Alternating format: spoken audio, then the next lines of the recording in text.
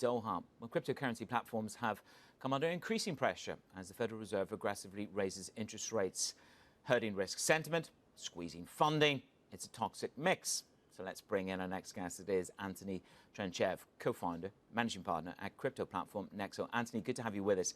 $69,000 on our way to $300,000. We're at $20,000. Who's left in this market? How much of a washout have we had? And is there more downside to come? Let's set the stage. Good morning. Good morning.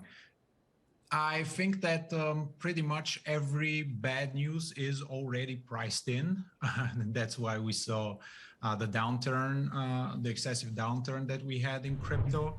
And, you know, a testament to the fact that everything is priced in is the fact that now we are up almost 4% on very bad news, which is that a crypto lender, Celsius, has filed for Chapter 11, and the markets rally on that. I mean, I want to flesh that out in a bit more detail because from the details, we know that the assets and liabilities amount to something in the vicinity of $1 to $10 billion, according to the Chapter 11 filing. I mean, there's not a narrower range. It's quite wide. I understand that. But either way, it's a significant amount of money. What are the counterparty risks that could emerge from this filing? Celsius is a different beast, is a different animal than some of the other filings that we've had earlier on in the year. Yeah, the unfortunate fact here is that they have a lot of retail clients and creditors, so small investors who have been locked out of their money with bad prospects of them recovering the assets. And my and the Nexus team hearts go out to them.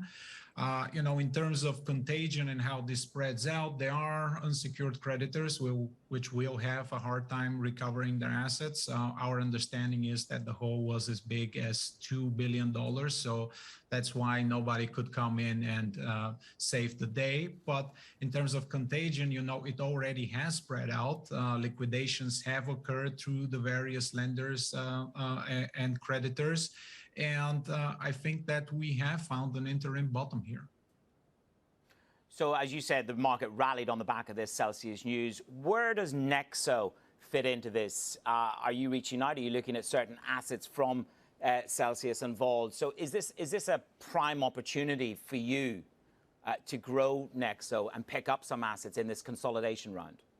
Well, we are a very different beast. Like, we never got caught up in under and uncollateralized lending like Celsius unfortunately did, or speculative bets, proprietary directional bets with clients' money. So worlds apart from what we and Celsius have been doing. We reached out to them as soon as we heard there's trouble in an effort to help ease with their liquidity. They were not engaging, and you know, we see the situation as is. We are very strong financially.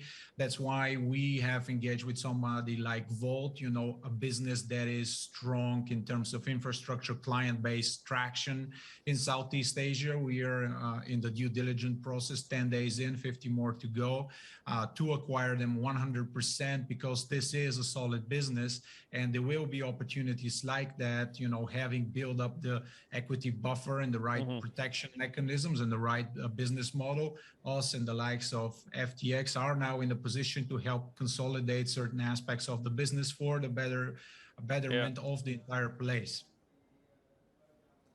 The co-founder of Nexo, it's George Shulev. We understand that there's a legal fight underway for a big chunk of cryptocurrency. What is the status of the litigation? Well, this is an old dispute that has now been resolved by the English courts, for which we are grateful. Ruling was in favor of Nexo. It concerns several $1 million that are ours, and we are in the process of receiving them back.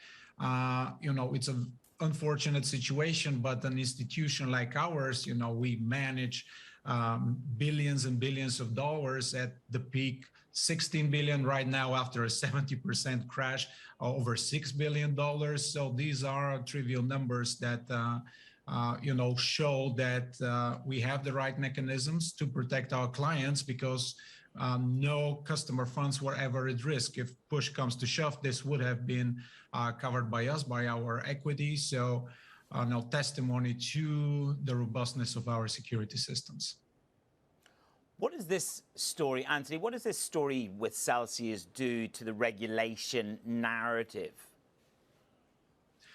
Yeah, I mean, obviously, regulators have been looking at the space since it grew exponentially over the past few years. And now that there's trouble, they're even more worried about consumer protection. We understand that.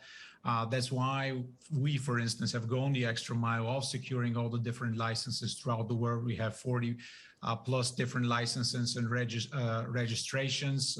As we run a global enterprise, we have been very closely engaged with regulators in the United States on the state and the federal level in an attempt to, devise the right amount of regulation and the proper regulation that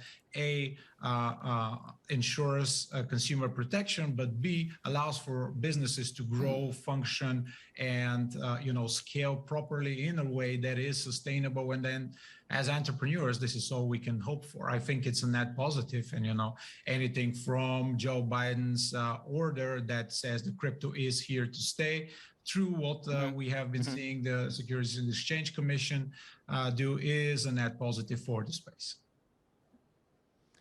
I mean, the big debate right now is about cost pressures. And we saw the hot inflation data, US CPI coming in higher than 9%.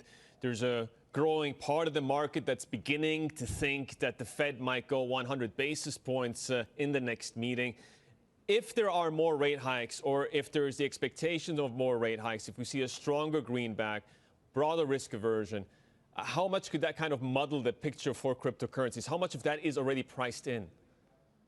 Well, this is the macroeconomic picture changing dramatically for all types of assets. It's not just crypto. Obviously, here it's slightly exacerbated because it's a nascent industry.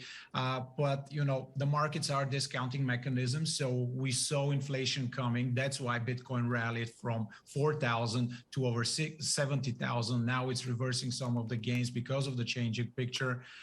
And there has been a stream of negative news, which I believe are already priced in. The space has deleveraged significantly. So I think and hope that from here it can only get better. So my preference would be for a relief rally towards 30,000. Can we go to 15, 17? Sure, we can. But there at latest, I think that the bull market will continue.